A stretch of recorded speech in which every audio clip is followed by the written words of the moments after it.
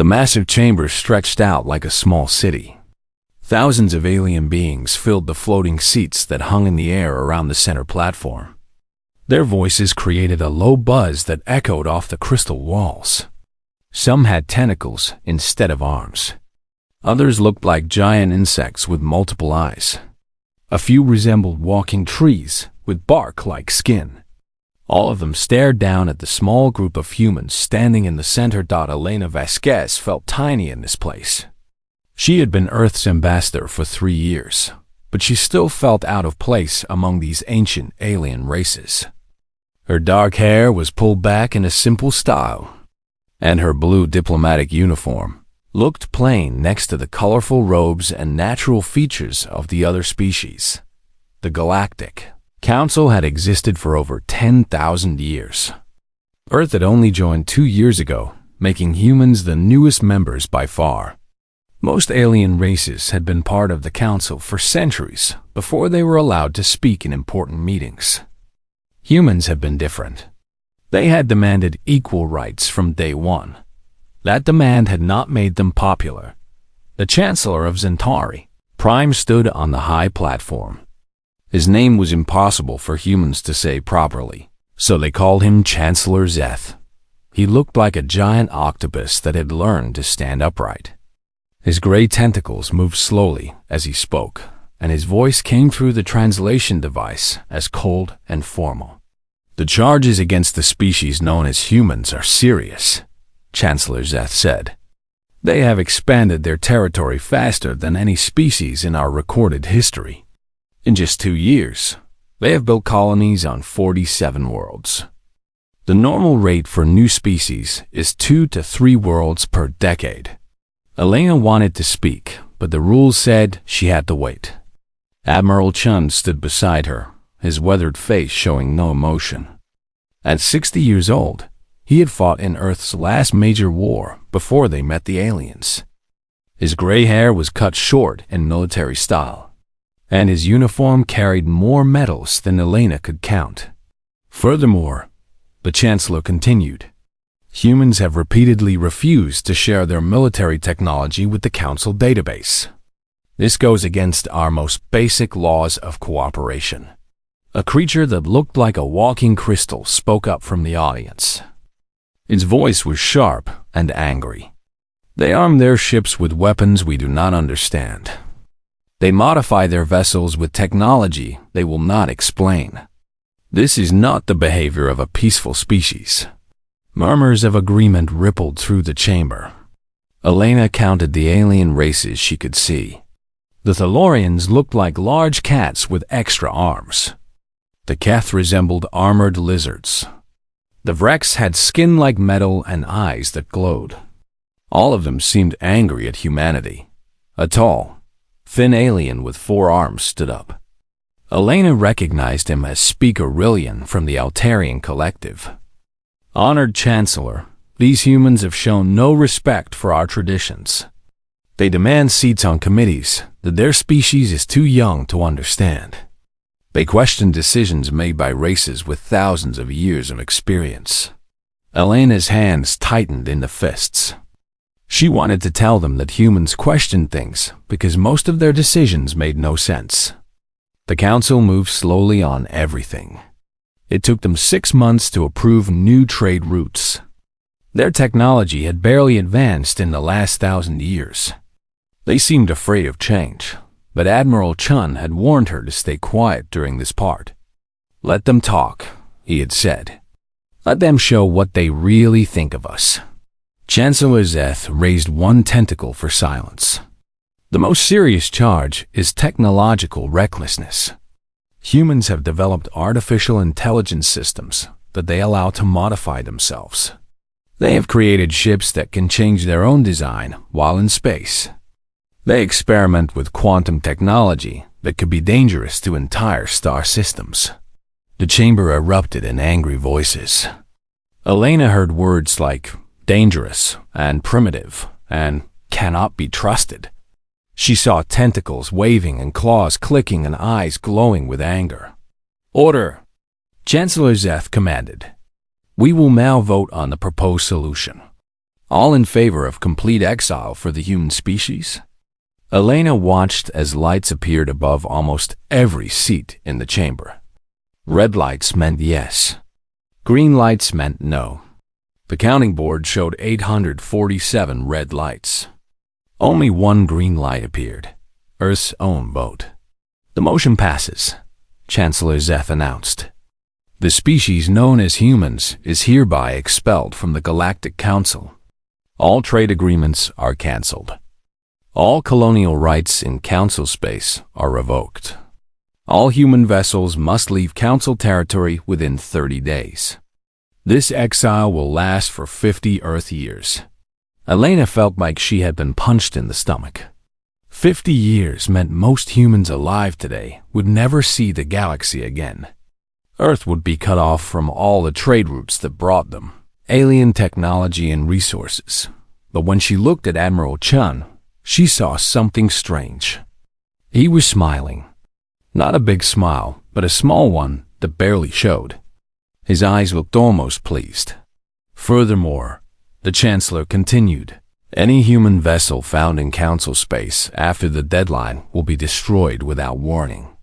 Any attempt to contact Council species will be considered an act of war." The alien creatures around them were clearly happy with this decision. Elena heard sounds that might have been cheering from species that did not have voices like humans. Two guards that looked like giant ants approached the human group. They did not touch Elena or the others, but they made it clear that it was time to leave. Elena walked toward the exit with as much dignity as she could manage as they reached the door. Admiral Chun leaned close to her ear. His voice was so quiet that she almost missed his words. "They just made the biggest mistake in galactic history," he whispered. Elena looked at him in surprise, but his face had returned to its normal, serious expression. The heavy doors closed behind them with a sound like thunder. Outside the chamber, Elena finally found her voice. "Admiral, what did you mean in there?" Chum looked around to make sure no aliens were listening. Then he smiled again, and this time it was not small at all. "Elena, these aliens think they know everything about humans. They think we will crawl back to Earth and hide like scared children. They think cutting us off from their technology will make us weak, won't it?" Elena asked. Chun's smile grew wider. "They have no idea what humans do when someone tells us we cannot do something. They just gave us 50 years to show them what we are really capable of. And Elena, we are capable of much more than they imagine." 5 years had passed since the exile. Dr. Sarah Kim stood in front of the massive window on Luna Station, looking out at Earth below. The blue and green planet looked the same as always, but everything else had changed. Sarah was 35 years old with short black hair and tired eyes. She had not slept well in months. Few humans had slept well since the exile began. The galaxy had cut them off completely, and many people had predicted disaster. Those predictions had been wrong. Sarah turned away from the window and walked back to her laboratory. The room was full of machines that hummed and blinked with colored lights. Holographic displays showed complex equations that most humans could not understand. But Sarah was not most humans. She was one of Earth's best scientists, and she was working on something that would change everything. "Computer, show me the latest test results," she said. A blue hologram appeared in the air, showing the results of her experiments. Sarah smiled as she read the numbers. They were even better than she had hoped. Before the exile, human scientists had been careful about their research. The Galactic Council had rules about what kind of technology was safe to develop. They said some experiments were too dangerous. They said artificial intelligence should never be allowed to improve itself. They said quantum mechanics should only be used in small, controlled ways. The Council was no longer there to stop them. Sarah's project was called bootstrap manufacturing. The idea was simple but revolutionary. Instead of building ships in factories, they would grow ships from raw materials using self-directing machines. The machines would be guided by artificial intelligence that could adapt and improve its own design. The council would have called it insanely dangerous. Sarah called it the future. A soft sound announced someone entering her lab. Sarah turned to see Admiral Chun walking toward her. He was older now, with more gray hair and deeper lines around his eyes, but he still moved with military precision. "Dr. Kim," he said with a nod. "How is the project coming along?" "Better than expected, Admiral," Sarah replied. "The test run worked perfectly. We can now build a Corvette-class ship from a single asteroid in just 6 months. And the best part is that each ship can help build more ships." Chun raised an eyebrow. "Self-replicating spacecraft?" "Not exactly," Sarah explained.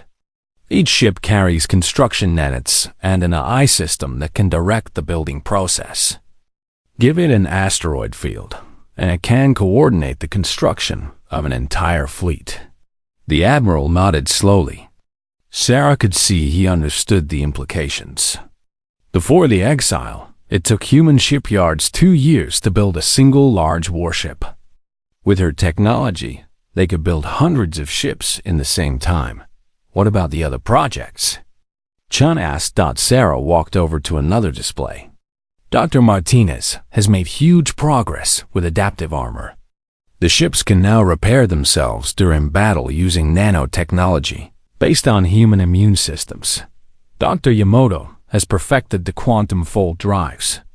Our ships can now travel faster than anything the Council has. And the AI systems?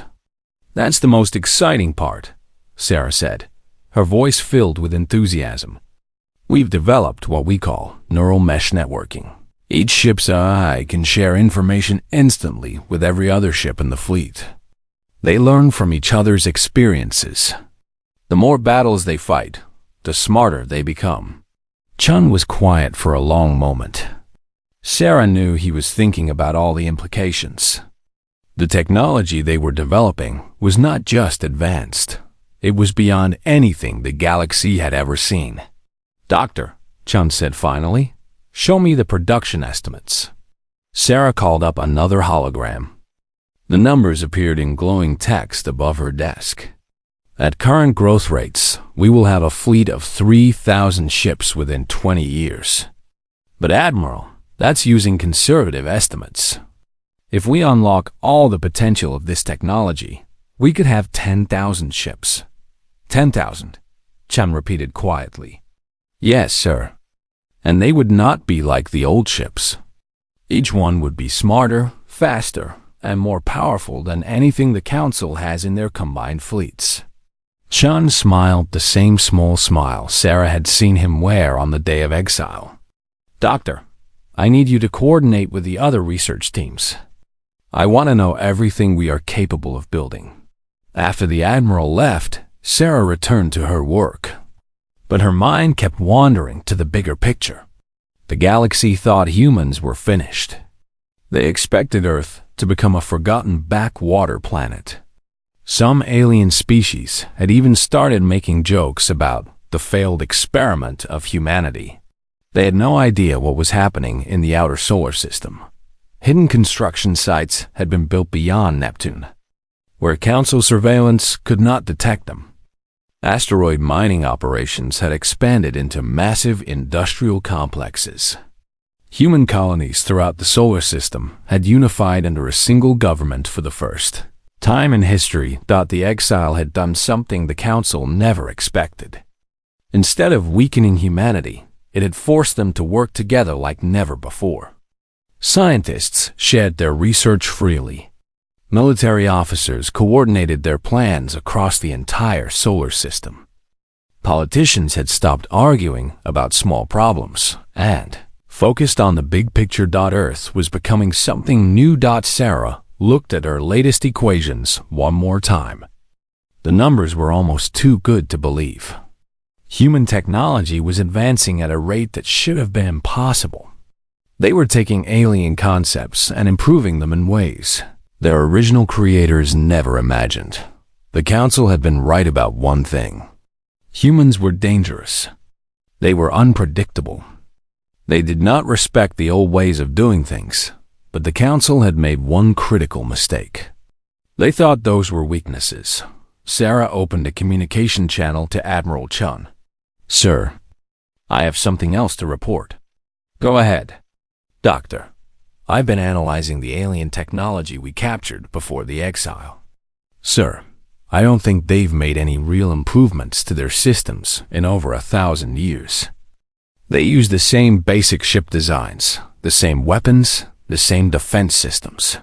"What are you saying, Doctor?" "I'm saying they've stopped innovating. They've become comfortable with their technology. They think they've reached the peak of what's possible." There was a long pause before Chun responded. "And we haven't. No, sir, we haven't even started." Sarah ended the communication and returned to her work. Outside the station windows, Earth continued its slow rotation. But hidden in the darkness beyond the planets, construction sites worked around the clock. Ships grew in asteroid fields like metal flowers blooming in space. AI systems learned and adapted and shared their knowledge with each other. The galaxy had wanted to teach humanity a lesson about respecting their elders. Instead, they had given humanity 25 years to show them what respect really meant. And when humanity returned to the stars, the galaxy would learn that lesson whether they wanted to or not. 25 years had passed since the exile began. Admiral Chun was now 75 years old, but he stood straight and alert on the bridge of the flagship Prometheus. His hair was completely white, and deep lines marked his face, but his eyes were still sharp and focused. The bridge around him was unlike anything that had existed before the exile. No buttons or switches covered the walls. Instead, smooth surfaces responded to thought and gesture. The ship's eye communicated through patterns of light that flowed across every surface like living water. "Admiral," came a voice from behind him. Chun turned to see Captain Lisa Therese approaching.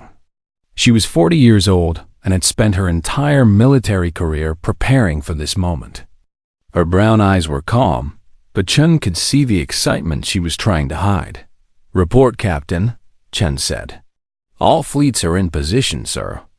The Prometheus fleet stands at 8,700 vessels. The secondary fleets add another 12,000 ships. Total force strength is just over 20,000 vessels." Chun nodded. The numbers still amazed him. When the exile began, humanity had possessed fewer than 200 warships. Now they commanded a fleet larger than the entire Galactic Council Navy. But size was not the most important difference. "What about the new systems?" Chun asked. Captain Torres smiled. "All ships are fully integrated with the neural mesh network. Each vessel is capable of independent thought while remaining connected to the fleet consciousness. Response time between ships is now measured in microseconds." Chun walked over to the main display. A hologram appeared showing the entire fleet spread across the outer solar system. Each ship looked organic rather than mechanical, with flowing curves and surfaces that seemed to shift and adapt. They were beautiful in a way that human ships had never been before. "Show me a test of the adaptive systems," Chun ordered. The display changed to show a single ship from the fleet.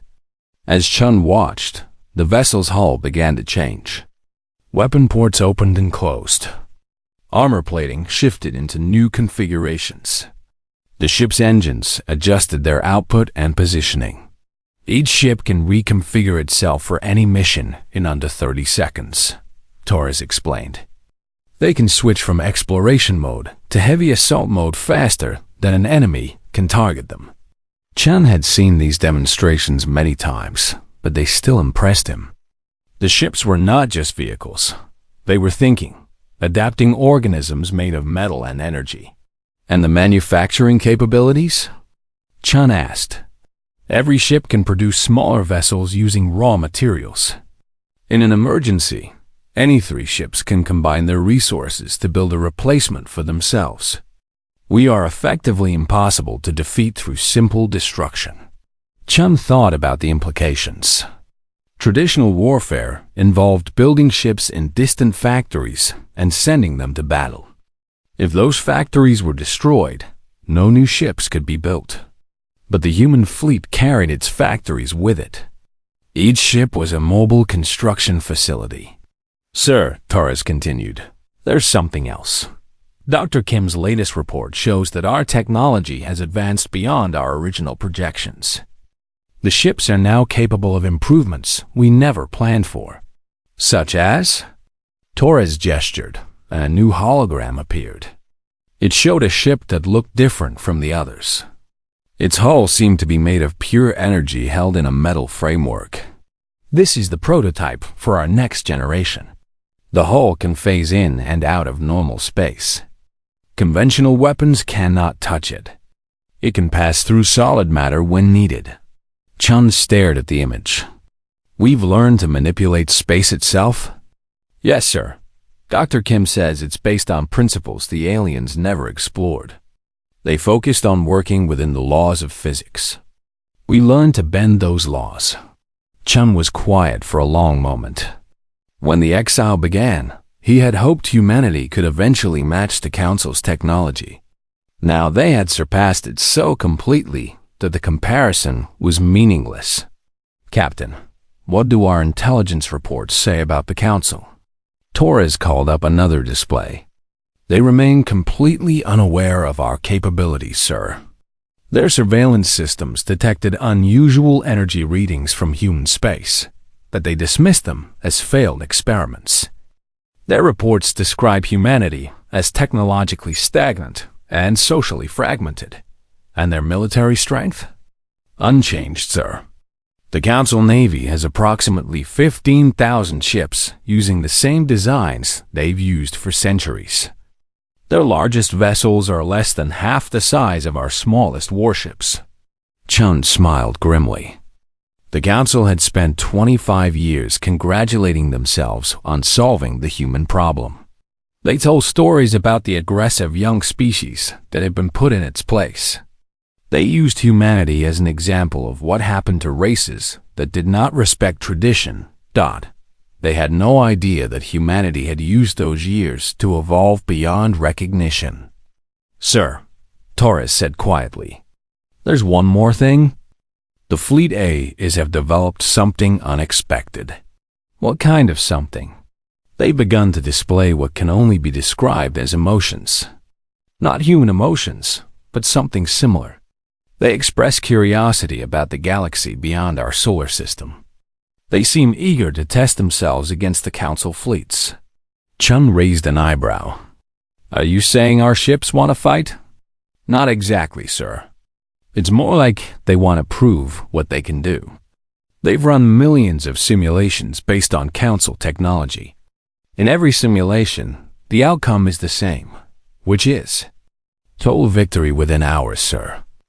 The A's are frustrated by the simulations. They want to see if reality matches their calculations. Chun understood. The ships had been designed to learn and adapt. They had spent years studying every piece of information about Council technology, but they had never faced a real challenge.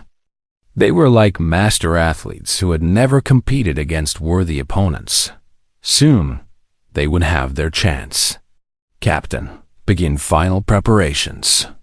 It's time to remind the galaxy that humanity exists. Yes, sir. What about the Council's monitoring stations? Leave them functional. I want them to see us coming. Torres looked surprised. Sir, wouldn't it be better to maintain the element of surprise? Chen's smile grew wider. Captain, when you have overwhelming superiority, surprise becomes irrelevant. I want the Council to see our ships. I want them to try to understand what they're looking at. I want them to realize that their worst fears about humanity were not fears at all. What were they, sir? Underestimations. Chun turned back to the main display. The human fleet stretched across space like a living constellation. Each ship pulsed with energy and intelligence. They had spent 25 years growing and learning and preparing for this moment. The galaxy had created this fleet through their own actions. They had forced humanity into isolation, not realizing they were giving them time to become something beyond alien comprehension. Captain, send a message to all fleet commanders. Execute Operation Homecoming in 72 hours. Yes, sir. Should I include the standard diplomatic protocols? Chen thought about that for a moment. Diplomatic protocols assumed that both sides wanted to avoid conflict. They assumed that reasonable beings could find reasonable solutions through reasonable discussion. But the Council had already shown what they thought of reason when it came to humanity. No, Captain. No diplomatic protocols. We tried talking to them 25 years ago. Now we'll show them what we built during the years they gave us. Torres saluted and left the bridge. Chun remained at the display, watching his impossible fleet. The ships seemed to sense his attention, their hulls brightening slightly in acknowledgement. Soon, the galaxy would see what happened when you exiled a species that refused to give up. The Council had meant to teach humanity humility. Instead, they had taught them independence. That lesson was about to be returned to its teachers. Chancellor Zeth was reviewing trade agreements when the emergency alarm began to sound. The piercing wail echoed through his private chambers on Centauri Prime, the capital world of the Galactic Council. He had not heard that alarm in over 300 years. His personal assistant, a nervous Thylorian with silver fur, rushed into the room. Chancellor, we have an urgent situation. Multiple Council worlds are reporting the same phenomenon. What kind of phenomenon? Zeth asked, his tentacles moving with irritation. He was old, even by Centauri standards, and did not enjoy being disturbed. Unidentified fleets, sir. Massive formations appearing near our most important systems. They're not using any known propulsion technology. Zeth's large eyes focused on his assistant. Unidentified? What species dares to enter Council space without permission? Sir, that's the problem. The ships don't match any known design in our databases. They appear to be completely organic in construction, but they're clearly artificial. And sir, there are thousands of them. Zeth stood up quickly, his tentacles writhing with alarm. Show me. The assistant activated a holographic display in the center of the room. Images appeared showing space around different Council worlds. Each image showed the same impossible sight, vast fleets of ships that seemed to be alive. This is impossible, Zeth muttered. Where did these ships come from? What species builds vessels like this? Sir, there's more. They're broadcasting a message on all frequencies. The language is being translated as human. Zeth's entire body went rigid. Human? That's impossible. Humans were exiled 25 years ago. Their primitive technology could not have built ships like this. The assistant's ears flattened against his head. Sir, perhaps you should hear the message. Play it. A new voice filled the room. It was calm, controlled, and completely human. This is Admiral Chun of the Terran Federation Fleet. 25 years ago, the Galactic Council voted to exile humanity for being too aggressive and too reckless with technology. You were correct on both counts. We have spent the last 25 years proving just how correct you were. Zeth sank back into his chair. The voice continued. We are not here to ask for permission to return. We are here to inform you that our exile is over. The Galactic Council will either accept humanity as a full partner, or it will be replaced by an organization that understands the realities of power in this galaxy. The message ended. Zeth stared at the images of the impossible human ships. Each vessel was larger than the Council's biggest battleships, and they moved in perfect coordination like parts of a single mind. Get me Admiral Vex immediately, Zeth ordered. Admiral Vex was the commander of the Council Navy, a Keth warrior with 2 centuries of military experience. His scaled hide bore scars from a dozen battles, and his reputation for tactical brilliance was known throughout the galaxy. When his image appeared in the hologram, Vex looked deeply troubled. "Chancellor, I assume you've seen the human fleets." "Yes, Admiral." "Tell me you have a plan to deal with this situation." Vex was quiet for a long moment. "Chancellor, I have studied the sensor readings from our monitoring stations. These ships are beyond our current understanding of physics. They appear to phase in and out of normal space. Their hulls adapt to different weapon types.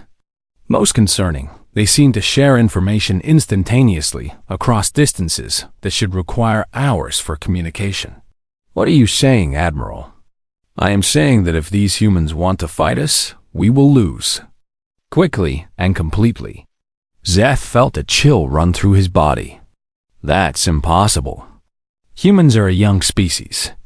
They were barely capable of spaceflight when they joined the Council." "Chancellor, that was 27 years ago. These are not the same humans." Another communication came through the chamber systems. This time, the voice was different. Younger and female. "This is Secretary General Elena Vasquez of the Terran Federation. I am transmitting coordinates for a meeting. Representatives from each council member species will attend. You have 6 hours to respond with confirmation of attendance. Failure to attend will be considered an act of hostility." The communication ended. Zeth looked at Admiral Vex's image. "Secretary General? Terran Federation? What happened to the Earth government we knew?" "I believe, Chancellor, that everything we knew about humans is now outdated." 6 hours later, Zeth found himself on the same council station where humanity had been exiled 25 years earlier.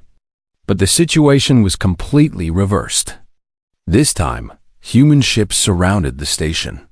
This time, alien representatives waited nervously for human decisions. The main chamber had been reconfigured.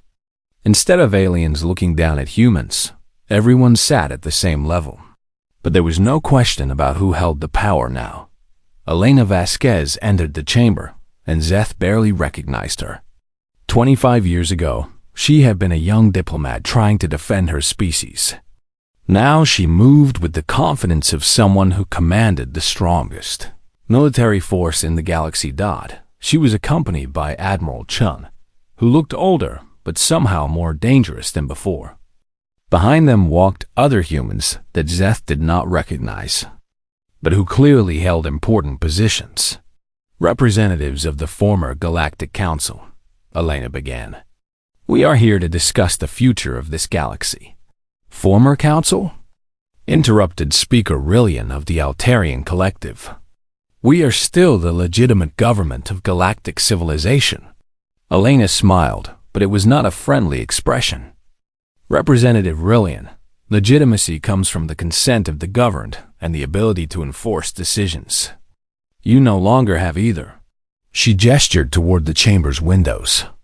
Through the transparent walls, alien representatives could see human ships stretching to the horizon. The vessels moved in slow, graceful patterns that demonstrated perfect coordination. These ships represent the combined industrial output of human civilization over the last 25 years. Elena continued. "Each vessel is more advanced than your entire navy. They can manufacture new ships, repair themselves, and adapt to any threat you might present." Chancellor Zeth found his voice. "What do you want from us?" "We want you to understand your new situation," Elena replied. "The galaxy has changed. The age of slow, careful progress is over. The age of human leadership has begun." Admiral Vex spoke up from his position. "And if we refuse to accept this change?" Admiral Chun stepped forward. "Then you will be removed from power by species that understand reality better than you do." "You're threatening us with conquest?" Zeth asked. "We're offering you partnership," Elena corrected. "But not as equals.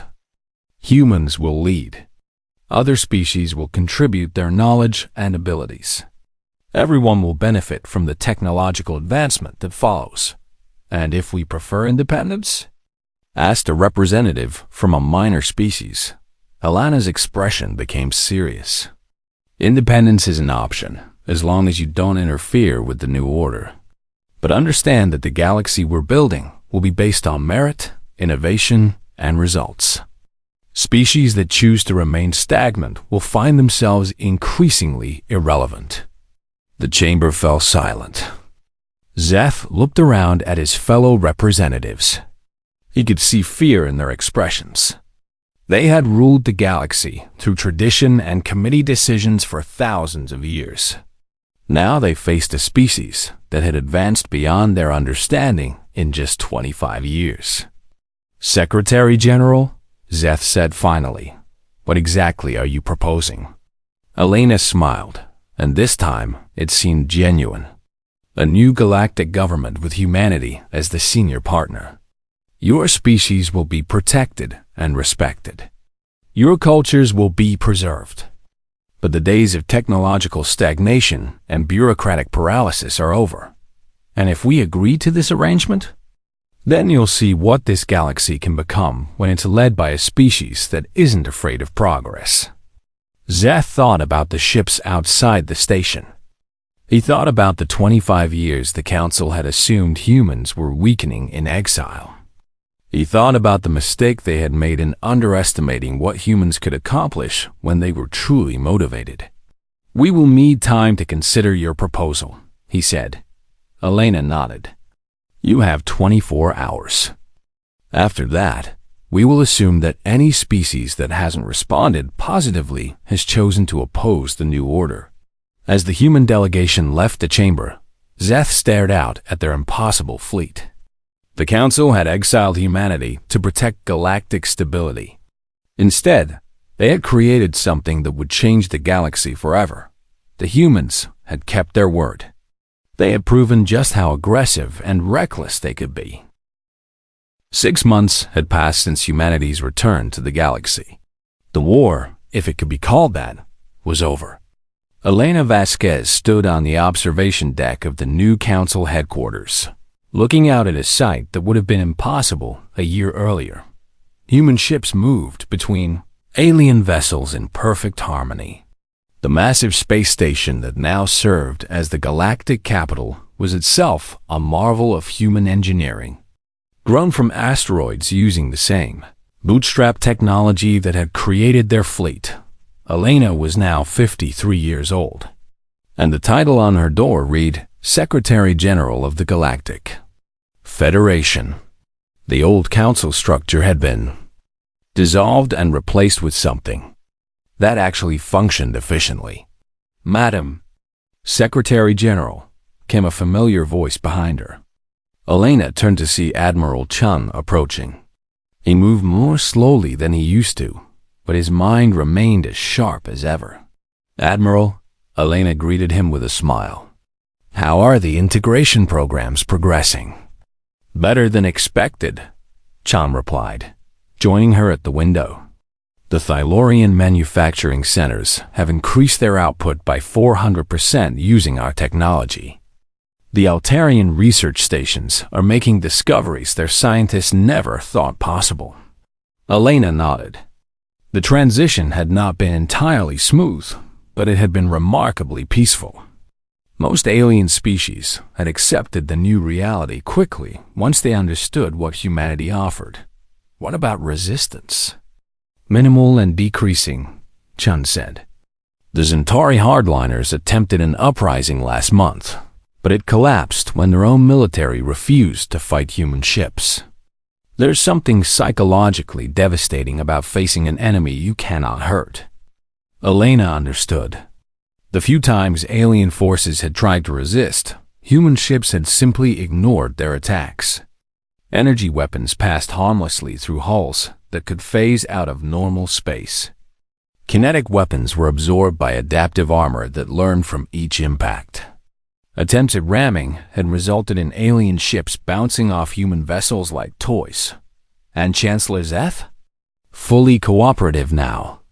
I think seeing his homeworld surrounded by ships that could destroy his entire civilization in minutes gave him a new perspective on diplomacy. Elena walked over to a display showing the current galactic map. Green indicators showed human settlements. Blue indicated integrated alien colonies. Yellow marked independent systems that had chosen neutrality. There were very few red markers for hostile territories, and even those were fading as local populations realized the benefits of cooperation. The real question, Elena said, is what we do now that we've won. Chun smiled. We do what humans have always done. We explore. We build. We push the boundaries of what's possible. As if summoned by his words, Dr. Sarah Kim entered the observation deck. She was now 58 years old and served as the Federation's chief science officer.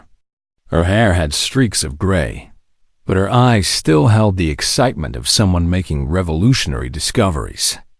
Elena, Admiral, perfect timing, Sarah said. I have the final reports on our deep space exploration projects. What did we find out there? Elena asked. Sarah activated a holographic display that filled the air between them. It showed a three-dimensional map of the galaxy with thousands of points marked in various colors. More than we expected, Sarah said.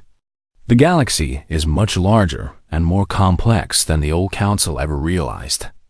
They never explored beyond their established territory because they were afraid of what they might find. And what did we find? Chun asked. Evidence of at least 12 other major civilizations. Some are more advanced than anything we've seen. Others are primitive but show incredible potential. And some... Sarah paused dramatically. Some appear to have been waiting for someone like us. Elena raised an eyebrow. Waiting for us? One species, the architects, left messages in ancient ruins throughout the outer galaxy. The translations suggest they were looking for a young, aggressive species that could advance quickly and wasn't bound by traditional thinking. They were looking for humans? Elena asked. Specifically, they were looking for a species that would refuse to accept limits.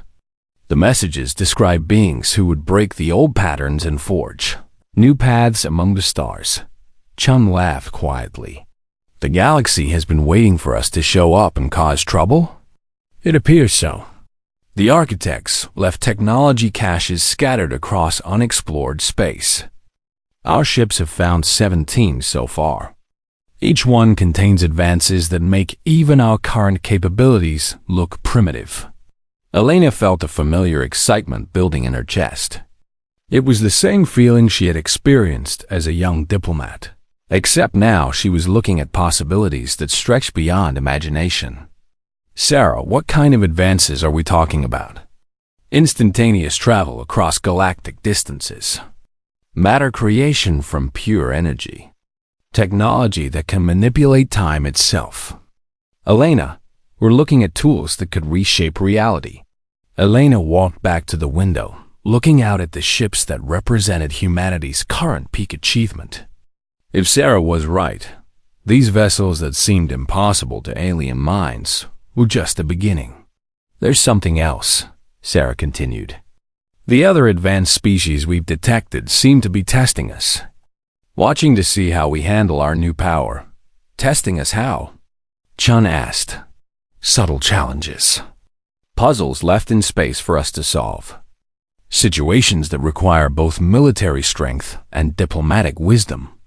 I think we're being evaluated for membership in something much larger than the Galactic Council ever was. Elena turned back to her companions. A test to see if we're ready for the next level of galactic civilization. That's my theory, Sarah confirmed. The Council was essentially a nursery for younger species. The real players in this galaxy operate on a completely different scale. Elena felt the weight of responsibility settling on her shoulders. Humanity had fought to prove they deserved respect from the known galaxy. Now it seemed they might be auditioning for something far greater. Admiral, she said, how quickly can we expand our exploration fleets? With our current construction capabilities, we could have 1,000 exploration vessels within 2 years. 10,000 within 5 years. Do it. I want human ships in every system that hasn't been explored. If there are other civilizations out there, I want to meet them on our terms." Elena looked out at the galaxy again, but now she saw it differently. The stars that once seemed distant and unreachable now looked like stepping stones to something magnificent. "You know," she said quietly, "the Council thought they were punishing us by cutting us off from their little corner of space. They had no idea they were setting us free to discover what was really out there." Chun nodded. "They gave us exactly what we needed most, the motivation to become something greater than they could imagine." Elena smiled as she watched human and alien ships working together outside the station. The integration was proceeding better than anyone had hoped. Alien species were not being conquered or oppressed. Instead, they were being invited to participate in something that would benefit everyone. "Sarah, I want you to prepare detailed reports on everything we've discovered. If we're being tested by higher civilizations, I want them to see that humanity is ready for whatever comes next." "What if they decide we're not ready?" Sarah asked. Elena's smile became more determined. "Then we'll prove them wrong. That's what humans do." As the three leaders of the new galactic order stood together, watching the impossible future unfold before them, Elena thought about the journey that had brought them here. The Council had exiled humanity for being too dangerous, too unpredictable, too willing to challenge established limits. They had been absolutely right, and that had been humanity's greatest strength. The exile was over. The real adventure was just beginning. Outside the station, human ships prepared for journeys that would take them to the far edges of the galaxy and beyond. Each vessel carried the hopes and dreams of a species that had refused to accept any boundaries, except the ones they chose for themselves. The galaxy was about to learn what happened when you gave humans an entire universe to explore. Elena had a feeling the other advanced civilizations watching from the shadows were going to be very impressed with what they found.